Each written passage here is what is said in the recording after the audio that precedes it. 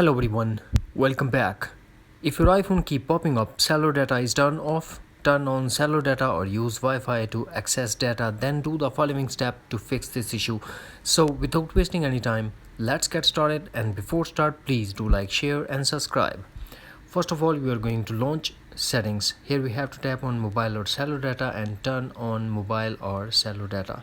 Then scroll and turn off Wi-Fi assist. After that, hopefully you will get rid of this issue.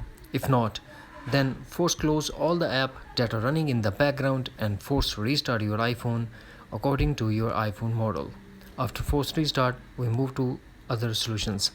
The next one is launch settings, then tap general and tap software update and update your iPhone to a latest iOS version.